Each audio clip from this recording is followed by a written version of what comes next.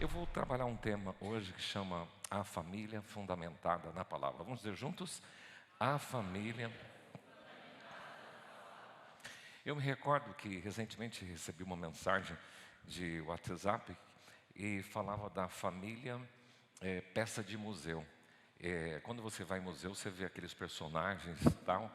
E nessa mensagem aparecia um homem, uma mulher e duas crianças. Fala, isso aqui é família. Porque no futuro talvez algumas pessoas não vão conhecer a família. Então ele estava apresentando a família no museu. Porque talvez a família está sendo tão descaracterizada e a gente precisa resgatar alguns valores. Eu quero trabalhar com 4 P's que vão ajudar vocês a pensar sobre isso. Repita comigo. Primeiro, projeto, pacto, papéis e princípios. Abra sua Bíblia no Salmo 127 e 128. Nós vamos trabalhar de uma forma assim bem objetiva com esses dois salmos.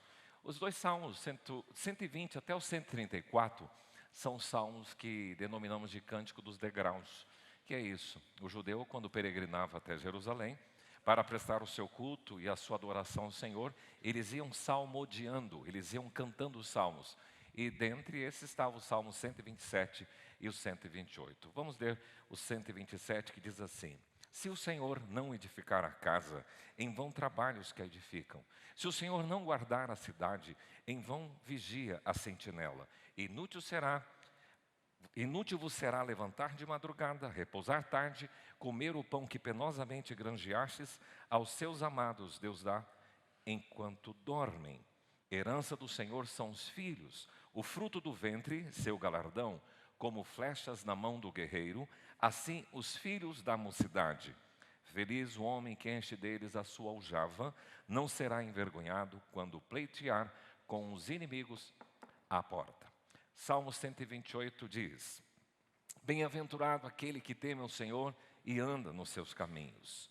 Do trabalho de tuas mãos comerás, feliz serás e tudo te irá bem. Tua esposa no interior da tua casa será como a videira frutífera.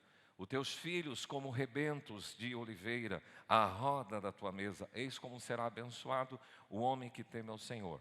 O Senhor te abençoe desde Sião, para que vejas a prosperidade de Jerusalém durante os dias de tua vida, e vejas os filhos de teus filhos, paz sobre Israel. Interessante que algumas pessoas recebem os seus equipamentos, né? E as pessoas mais detalhistas, ela pega o manual do fabricante e vai ver se, confere se tudo funciona. A gente nem usa tudo que deveria usar num carro, a gente nem usa tudo que deveria usar num aparelho celular e nos nossos equipamentos. Essa geração mais nova tem muito mais facilidade, né? Eu tenho na minha casa um 3 em 1. Quantos tiveram um 3 em 1 aqui? O que é 3 em 1? Um toca-fita, um toca-disco e o rádio. Eu tenho ele lá em casa e funciona ainda. Nós compramos em 1987, está lá. E eu tenho os discos também. Agora, quando veio o videocassete, depois a gente recebeu alguns equipamentos mais novos, a gente tem uma dificuldade. Alguns anos atrás a gente já dizia assim: se na sua casa o videocassete está com a hora piscando desregulada, é porque não tem criança. Porque se tivesse, ela sabia regular. Nós não. Mas o que eu queria dizer é o seguinte, que como qualquer equipamento tem um manual do fabricante para funcionar, nós podemos dizer que quem nos criou, quem criou você, quem nos criou, quem criou o homem, quem criou a humanidade? Onde está o manual do fabricante? A palavra. Então, a palavra é o manual do fabricante. As pessoas não funcionam direito. As famílias não estão estruturadas de forma adequada. As pessoas não sabem se posicionar profissionalmente porque não conhecem o manual do fabricante. William Douglas é um juiz federal e eu escutei certa vez no encontro de pastores e líderes em Águas de Lindóia, e ele disse assim, que se uma pessoa pegasse as escrituras sem um aspecto espiritual, mas apenas como um aspecto ético, comportamental, a vida dessa pessoa já teria um upgrade, já teria uma melhora razoável. Porque a Bíblia contém princípios de comportamento. Ela ensina você a ser um bom homem, a ser uma boa mulher, a ser um bom pai, a ser um bom filho, um bom esposo, uma boa esposa, a ser um bom profissional. A Bíblia tem princípios e a gente não funciona direito porque não conhece o manual do fabricante. Jesus mesmo diz: errais, por quê? Não conhecem as Escrituras. E nós precisamos então conhecer mais as Escrituras. E a galera jovem hoje tem muita mais facilidade. No seu smartphone, no seu tablet, você tem a Bíblia e você pode ouvir, e você tem várias versões. Eu tenho uma versão que eu consigo descobrir a palavra no original, tanto no hebraico como no grego. É só clicar em cima da palavra, em português já sai o hebraico e o grego. Então nós temos muitas opções para entender. Então, neste salmo, nós temos algumas instruções sobre uma família. Eu gosto desses dois salmos. Aprendi desde menino esses dois salmos. E gosto de pensar no aspecto da construção, do edificar, daquele que constrói um lar, que tem um projeto. Gosto de pensar também nesta visão. Domingo passado eu trabalhei com a nossa igreja sobre encontrando o lar à mesa. E a gente mostrou que esse texto do Salmo 128 diz isso. Bem-aventurado o homem que tem o Senhor, anda nos seus caminhos, do trabalho de tuas mãos comerás, feliz serás e tudo te irá bem. A tua esposa no interior da tua casa e os filhos ao redor da mesa. Algo que precisa se resgatar, porque muita gente hoje come cada um num horário e ninguém tem aquele tempo de estar à mesa. E aqui nesses dois salmos, nós temos muitos valores, e eu quero pensar essas 4 palavras que mencionei com vocês, que começa com P. Comecemos primeiro com o projeto. O primeiro slide aí sobre projeto. Eu fiz um curso técnico de construção civil, eu tenho noção do que é uma construção. Sei fazer desenho, sei fazer perspectiva, e não sou dessa época do AutoCAD, e agora de um equipamento mais novo, de um programa mais novo que vocês têm. Quem é aqui que mexe com construção civil, arquiteto ou engenheiro, tem alguém aqui? Eu sou da época da régua T, daquela época a gente usava caneta nanquim, aranha, normógrafo, e era muito mais complicado. O papel vegetal, nós fazíamos o desenho, e como é que apagava o nanquim no papel vegetal? Com gilete. E para não engordurar o papel vegetal, o que nós usávamos? Benzina. Então era muito rudimentar. Mas esse Salmo 127 dá uma ideia de construção, porque a palavra que o salmista utiliza é edificar. Vocês têm muitas casas sendo construídas na cidade. E eu gosto de ver as construções. Uma coisa importante é ver o alicerce. Eu vi um professor dizendo assim que muitas pessoas economizam muito no alicerce. E é onde porque ele fica escondido debaixo da terra. Tem as estacas, né, as vigas baldrames. E a gente às vezes não investe tanto, a gente quer investir no acabamento. Mas o que dá sustentação a uma casa é o alicerce. Jesus falou no seu Sermão do Monte, Mateus 7, ele encerra o Sermão do Monte dizendo assim: todo aquele que ouve a minha palavra e a pratica será semelhante ao homem que construiu a sua casa sobre a rocha. Vieram os ventos fortes, a chuva e o rio contra aquela casa, e ela permaneceu em pé. Porém, todo aquele que ouve a minha palavra e não pratica, será como o homem que construiu a sua casa sobre a areia.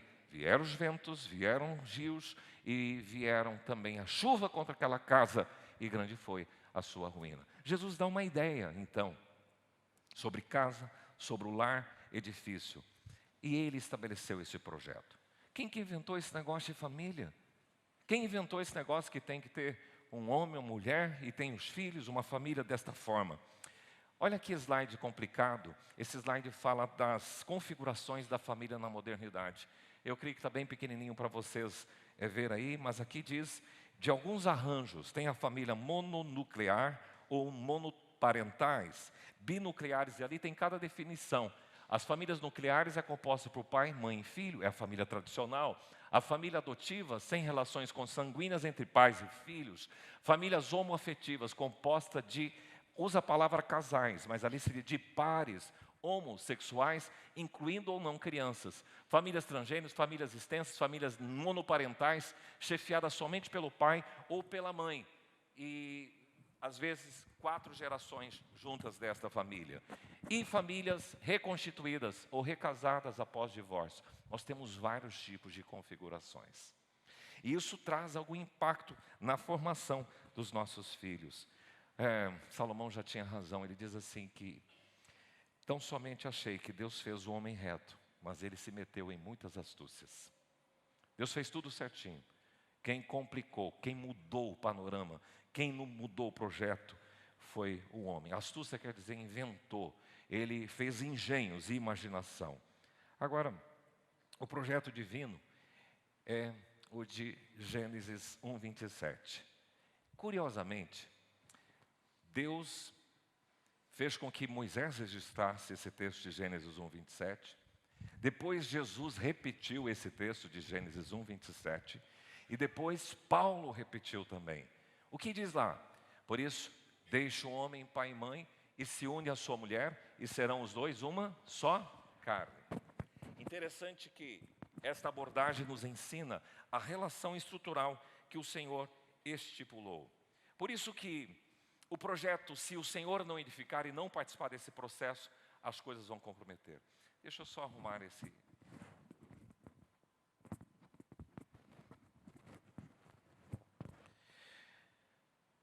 Toda construção civil precisa de fazer um projeto, um memorial descritivo. Você vai na prefeitura, eles te dão a licença, o alvará, para depois, somente depois, você começar a construir. O Senhor deu um projeto, fez um memorial descritivo, e aí você passa a estruturar a sua casa. Uma coisa linda é que nas Escrituras Sagradas a gente vê a bênção do Senhor vindo sobre as gerações, vindo nos patriarcas. Por isso que ele diz, abençoarei os que te abençoarem e amaldiçoarei os que te amaldiçoarem. Em ti serão benditas todas as famílias da terra. O Senhor que arquitetou a família, não é invenção. E a família que a Bíblia diz, deixa o homem, pai e mãe, se une à sua mulher, serão os dois uma só carne, e aí tem a descendência. Esta família nuclear é um valor judaico-cristão que nós devemos manter.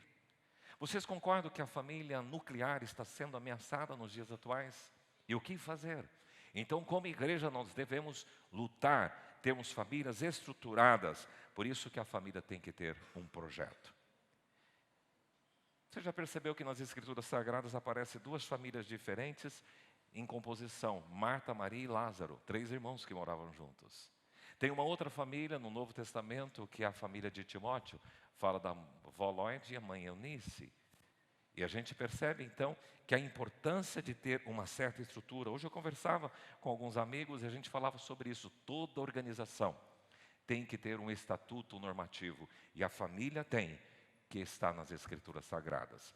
Então, a família fundamentada na palavra, em primeiro lugar, precisa ter um projeto. Repita comigo, projeto. Em segundo lugar, a família fundamentada na palavra tem que ter pacto.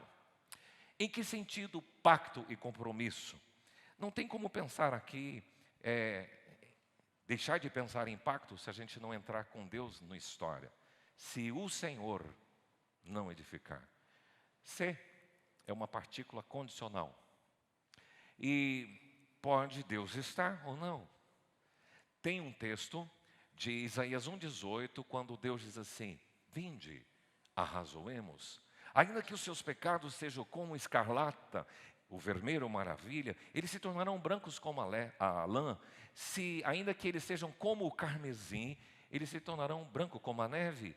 Depois ele diz, se quiserdes e me ouvirdes, comereis o melhor dessa terra. Mas se você recusar e se você for rebelde, você será devorado à espada, porque a boca do Senhor o disse. Você talvez não tenha percebido os Cs que as Escrituras apontam. Em João 11, quando Jesus foi para Betânia, o seu amigo Lázaro tinha morrido. Quando ele pisa na aldeia de Betânia, Marta chega para Jesus e diz, se estiveras aqui, meu irmão não teria morrido. Maria, mais deprimida dentro de casa, sabe que Jesus está chegando, e ela sai e encontra com Jesus, e o que ela diz? Jesus, se estiveras aqui, meu irmão não teria morrido.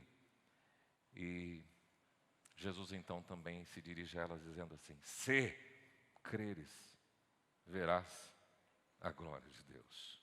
Se é muito importante. Se o Senhor não estiver presente no seu casamento, se ele não fizer parte desta aliança, como também é dito, o cordão de 3 dobras, que é o casal, o homem, a mulher, e a presença de Deus nesse projeto, nesse pacto de aliança, o casamento não consegue resistir. O profeta Malaquias, ele faz uma menção que Deus é testemunha da aliança que você fez com a mulher da sua mocidade. Ele comparece na cerimônia.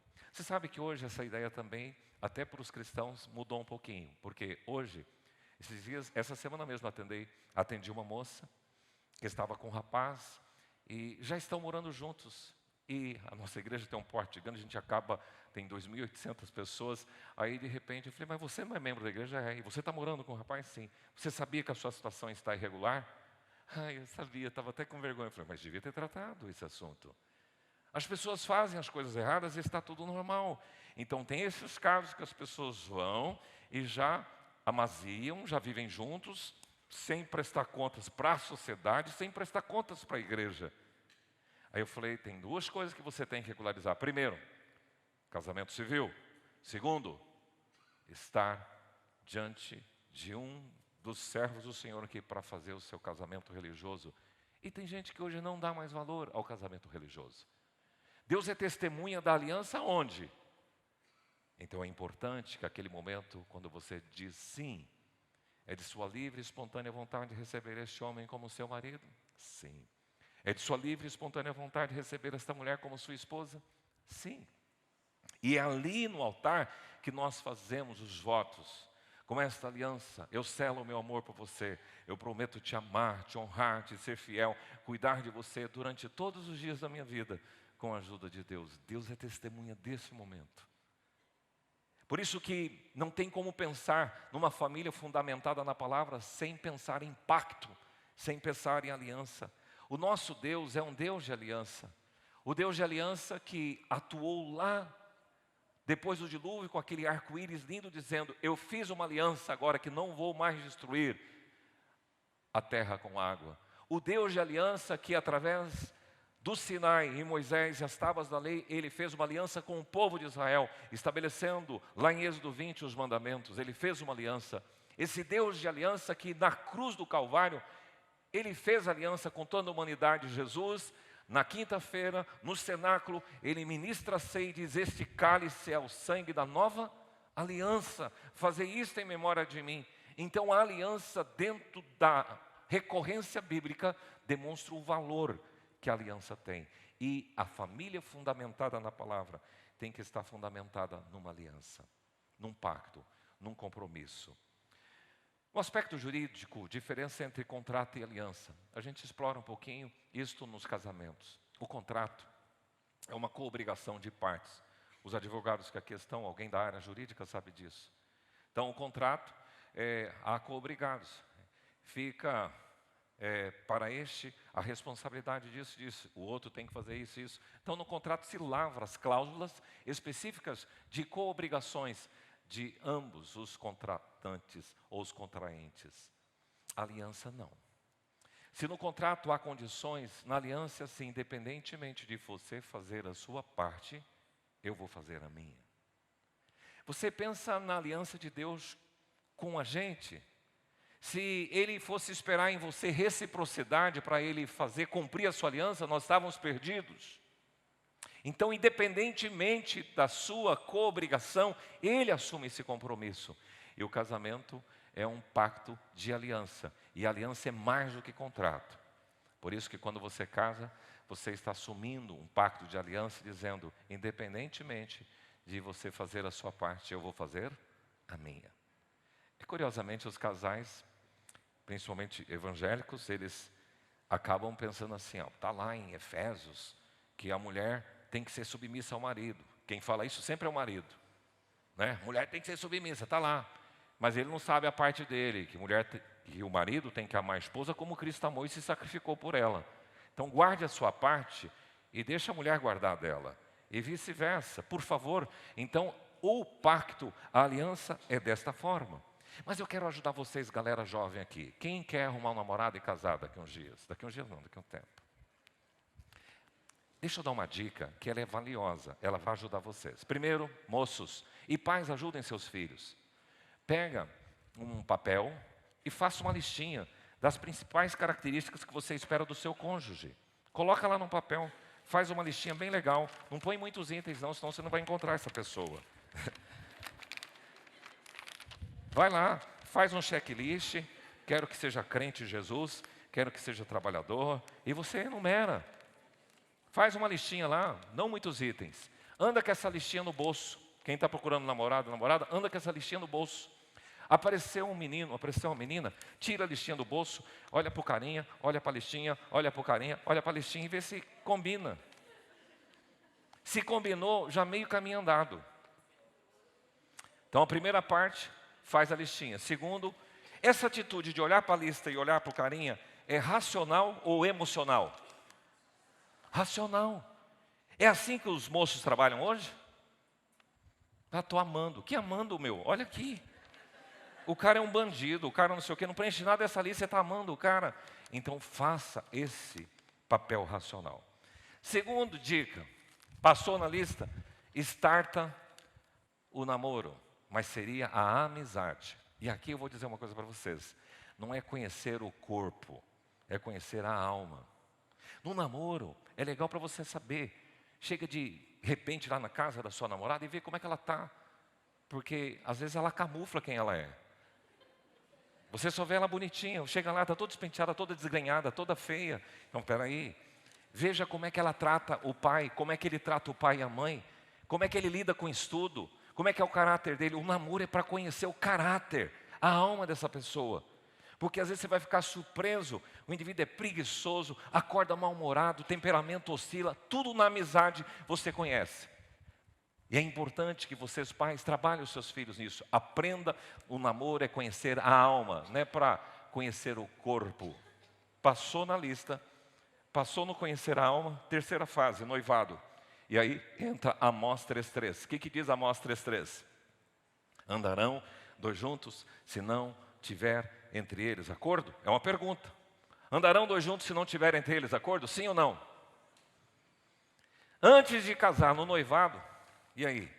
Vamos combinar aqui as coisas? Vamos. Onde nós vamos morar? No fundo da casa da minha mãe. Não, esse não. Então, não tem acordo aí. Segundo, como é que vai ser as nossas finanças? Cada um tem a sua conta. Não, eu não quero, eu queria ter um orçamento único. Ou então, você paga as suas, eu pago as minhas. Ou então, você dá o teu cheque para mim e eu controlo toda a conta. Isso é acordo. Quantos filhos nós queremos ter? Eu quero ter 5, eu não quero ter nenhum. Não tem acordo. Se os casais fossem para o casamento, preparando o noivado para o casamento, com as combinações, muitos dos problemas já teriam sido solucionados. A aliança ajuda nisso. Você sabe, pastor, um papel que a gente faz hoje no gabinete pastoral é isso. Já recebi casais com 30, com 40, até com 50 anos. Sabe qual é o meu papel? Fazer com eles acordo.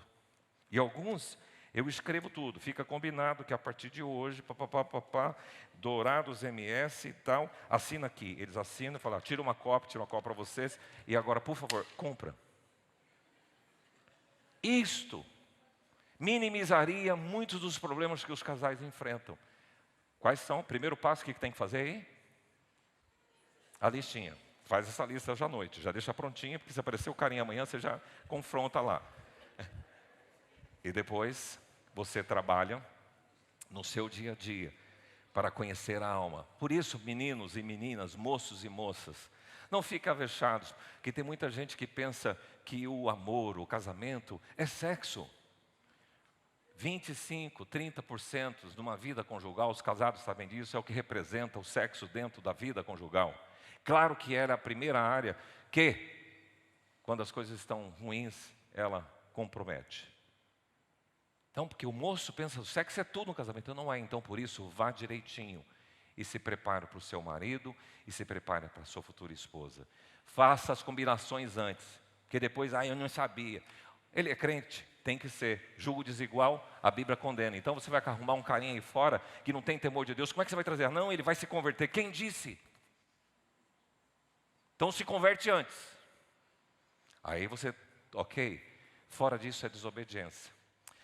Vamos usar a linguagem da roça. Jugo desigual, sabe o que é? Canga. Canga é aquele negócio que coloca na cacunda do boi para puxar um carro. Você põe animais da mesma espécie, você nunca coloca um jumento com um boi. São dois bois, dois jumentos, é assim que se trabalha. E nós precisamos aprender que o casamento é um jugo, é uma canga. E Paulo usa a igreja de Corinto: não vos ponhais em canga, em jugo desigual. Então, quando você desobedece, aí entra um princípio que vocês já aprenderam em casa. Cá para nós. Quando o papai e a mamãe disseram alguma coisa, eu já disse para você, você desobedeceu, deu certo? Deu? Duvido. Parece que, não, mas eles jogam praga, não jogam praga, é um princípio da Bíblia. A obediência traz bênção. Repita comigo: a obediência traz bênção. Em contrapartida, a desobediência traz maldição, dá tudo errado. Então, por favor, obedeça. Pois bem, então aqui nós entendemos que quando você pensa na estrutura da familiar, que é fundamentada na palavra, você pensa num projeto, mas você pensa em pacto, pensa em aliança. E é a fidelidade até que a morte nos separe. Por isso que Jesus disse: o que Deus ajuntou, não separe o homem. As lutas que os casais têm, eu já percebi que quantos aqui tem mais de 50 anos de casado nesse lugar? Mais de 50 anos de casado, levanta a mão. Aí, ó. Tem mais alguém com mais de 50 anos de casados? Tem gente, eu estou com 36. E hoje, queridos, parabéns, celebre as bodas. Celebre o casamento. Cada vez que você fizer boda, celebre. Faça festa. Porque hoje tem sido uma bênção quando os casais estão aliançados. Isso é pacto. Terceiro P, vamos lá. Salmo 128, a gente entra aqui. A família fundamentada na palavra tem que ter, próximo slide, papéis. Qual é a minha função dentro da casa? Eu gosto muito do Salmo 128, porque ele fala que o homem que teme ao Senhor anda nos seus caminhos, ele vai ser feliz e tudo vai dar certo. Depois ele diz que a esposa, ela será como oliveira. É interessante, depois ele compara também os filhos. Então há uma harmonia. A esposa como a videira, e os filhos como rebentos da oliveira. Então há harmonia. Tem o papai, tem a mamãe, tem os filhos ao redor da mesa. E ele vai lá no final do salmo dizendo assim: para que vejas os filhos dos filhos. Quem que entra na parada aí? Os netos. Eu vi o seu Alberto com toda a netaiada que ele tem lá. E tem uma que é grudada nele. E olha, eu vou falar para vocês, desde 23 de março, eu percebi que é uma delícia ser avô. E às vezes é melhor que ser pai. Não é, avós? Porque o pai, ele tem toda a responsabilidade. O avô não. Chorou, fez cocô, tá aí, pai, cuida você. E a gente só fica na área boa. Aqui diz que essa estrutura, ela é interessante. E aqui a gente pensa nos papéis. Olha essa afirmação desse slide. Nós somos iguais diante de Deus, mas diferentes nas funções. Aqui a gente vai ter que pesar um pouco na ideologia do gênero. Menino é menino, menina é menina. Vocês que já trabalham com crianças, vai ali na salinha, tem menino e menina, dá para as meninas pintar um desenho e dá para os meninos pintar o desenho. Quem que pinta mais bonito? Sem dúvida. Por quê? Porque tem outro estilo, Deus fez assim. E há uma complementariedade. Até você sabia que a palavra hebraica para marido é ish, e para esposa é ishá. Há uma complementariedade, há uma junção biológica, há uma junção orgânica, há diferenças no biotipo, mas há diferenças no temperamento. E a gente vê Deus com muito cuidado. Não é bom que o homem esteja só. Far-lhe-ei uma adjutora para que seja compatível e para que seja idôneo. Então, o papel do homem, vamos pensar rapidamente aí. Ele tem que responder pela sua casa. Quando Deus deu uma ordem lá no jardim do Éden, dizendo: de toda a árvore do jardim vocês devem comer com liberdade, mas a árvore do conhecimento do bem e do mal não coma, porque o dia que vocês comerem certamente morrereis. E o que aconteceu? A serpente seduziu Eva, o homem entrou na parada, comeram do fruto. Quem que comeu primeiro do fruto? Adão ou Eva? Eva. Quem pisou na bola primeiro então? Eva. Mas quem é que Deus chama quando ele aparece no jardim? Eva, cadê você? Ele falou assim? O que ele disse? Adão, onde estás? Ei, homem, assume seu posto. Quem vai responder pela sua família diante de Deus vai ser você. É questão de delegação de autoridade, eu mencionei isso. Quem vai responder por esta igreja? Juridicamente hoje é o senhor, pastor Marcos. Por quê? É a autoridade que foi instituída. Lá na sua empresa, o seu chefe. Quem vai responder pela nossa nação? O nosso presidente. Se ele fizer, ele vai pagar por isso. Então é questão de autoridade. Então, são diferentes nas funções, mas são iguais perante Deus. Não tem distinção, homem e mulher, são iguais. Mas o papel do homem é distinto. Ele é o profeta, ele é o sacerdote. Eu gosto muito daquela palavra de Josué. Vocês têm que escolher a quem vocês querem servir. Mas eu e a minha casa?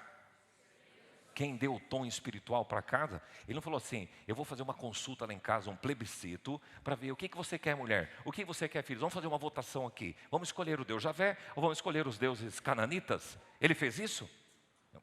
Eu e minha casa serviremos ao Senhor. E povo, vem comigo. Mas há um outro que me chama muita atenção, que é Jó. Se você ler Jó 5, diz assim, que no turno dos dias, ele sempre intercedia pelos seus filhos e levantava um holocausto de madrugada para orar, para dizer, se os meus filhos pecaram, por favor, Senhor, não penalize. Olha o papel sacerdotal, seu marido, o papel profético, o papel sacerdotal e aquele também que governa bem a sua casa, que dirige. É isso que a palavra nos instrui. Agora, o papel da mulher, aquela que edifica a sua casa. Por quê? A Bíblia diz em Provérbios 14:1 que a mulher sábia edifica a sua casa, mas a tola, o que ela faz? Com as suas próprias mãos, a destrói.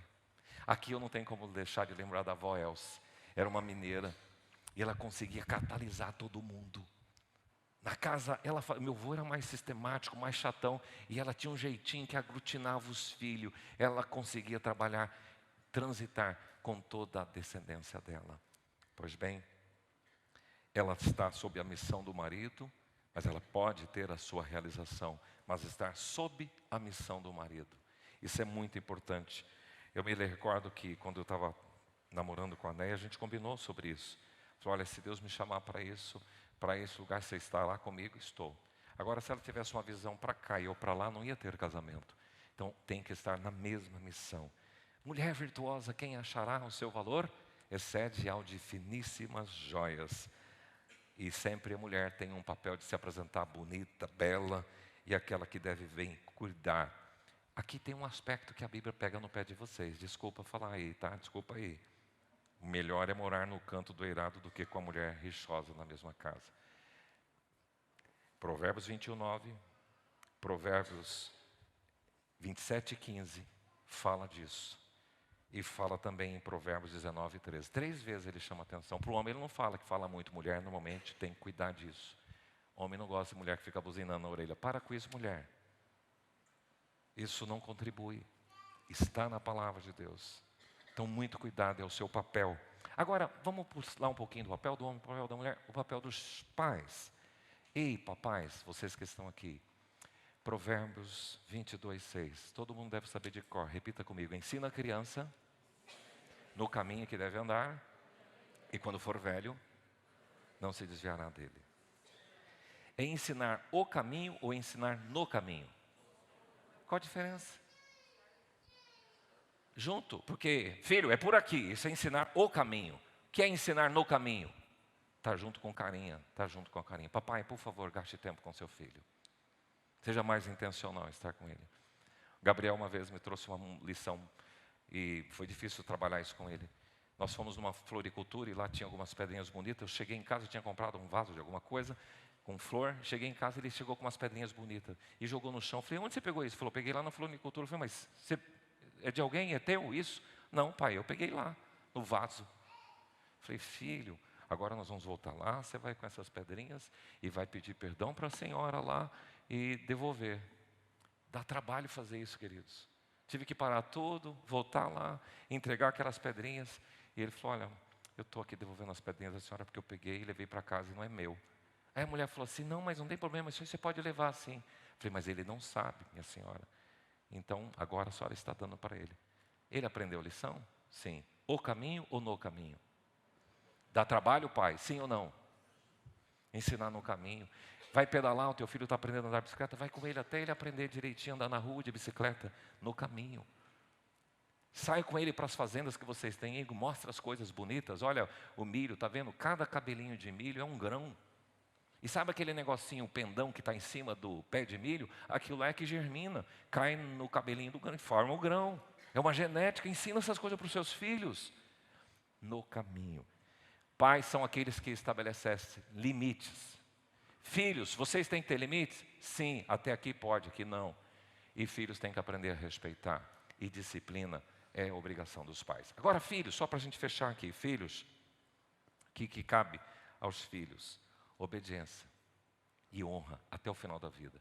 Obediência até quando você estiver sob a tutela do pai. Se ele banca você, se ele sustenta você, você tem que bater continência enquanto ficar assim. Agora, o dia que você sair de casa para o seu casamento e você se mantém, aí você sempre tem que manter o mandamento, que é honra teu pai e tua mãe para que te vá bem e para que se prolongue os dias de vida na terra. Filho, se você quiser ter sucesso naquilo que você faz, se você quiser também ter longevidade, honra teu pai e tua mãe. O que é honra? E aqui deixa eu defender. Tem filhos que nem os pais velhinhos visitam, nem ligar ligam. Nós precisamos dar atenção aos nossos velhinhos. Nós precisamos cuidar dos nossos pais. Porque eles tiveram um maior trabalho para cuidar de você quando você acordava de madrugada, cheio de xixi e cocô, e eles tinham que limpar a sua fralda. Vocês deram muito trabalho. Quantos sonos eles não perderam por conta de você? E às vezes nós estamos relegando os nossos velhinhos e não estamos cuidando dele. E vou dizer mais, prepare-se para envelhecer. Tem muita gente indo para a velhice sem se preparar. Então já se prepare para envelhecer. Então, filhos, aceita a disciplina. A disciplina é boa. Parece que é ruim, mas ela é boa. Ela é pedagógica para você. E por fim, vou pular essa tela do ônus e bônus que eu falei hoje de manhã, mas se vocês quiserem, pergunto para o pessoal que veio de manhã. Filhos têm que ser criados com ônus e bônus. O que é isso? Ônus, coisas de deveres que vocês têm. Bônus são os privilégios. Papai da cama, papai da roupa, papai e mamãe da comidinha, da roupa lavada, da escola, da carro, da tudo. Isso é bônus. Quais são ônus? Prestar conta para eles. Tem horário. Eles têm acesso à sua vida privada. Tem responsabilidades domésticas. Todos os pais que não ensinam os bônus para os seus filhos, não ensinam os ônus para os seus filhos, têm problemas. Tem muito filho só com bônus. E tem a geração que a gente chama a geração canguru. Sabe o que é a geração canguru? Filhos com 45 anos dependendo dos pais. Tem um cartão de crédito do pai e da mãe. Geração canguru. Desmama-o. Curicaca. Vocês conhecem a curicaca? Tem aqui curicaca. Você sabe o que ela faz? Se eu estava lá numa roça em Dourados, ela faz o ninho, os bichinhos começam a crescer, chegou uma hora que eles já estão preparados, ela desmancha o ninho. Se vira, meu. E ela faz isso, desmancha o ninho do seu filho. Se vira, cara, vai cuidar da sua vida aqui. Vai ficar mamando até quando aqui? Por último, nós temos aqui projeto. Nós falamos que toda família tem que ter, além do projeto, o pacto, os papéis, por fim, princípios. Princípios que as Escrituras nos ensinam. E aqui eu só vou mencionar 2. Melhor é serem 2 do que 1. O casamento na família minimiza o problema da solidão das pessoas. Há uma cumplicidade. Segundo princípio é a palavra, a comunicação, que é muito importante, aprender a conversar com seu cônjuge e com seus filhos. Terceiro princípio, vigiar e orar sempre. Na oração de Jesus, ele faz um pedido. Não nos deixes, vamos lá, não nos deixes cair em tentação.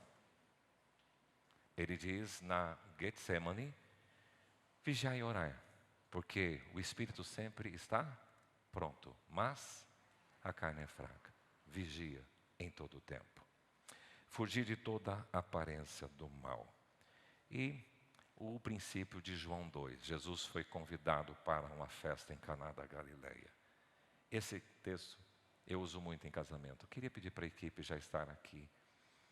Quando Jesus foi convidado para Caná da Galileia, aqui tem algumas lições fantásticas. Primeiro, na sua lista de convidados para o seu casamento, coloque em primeiro lugar Jesus.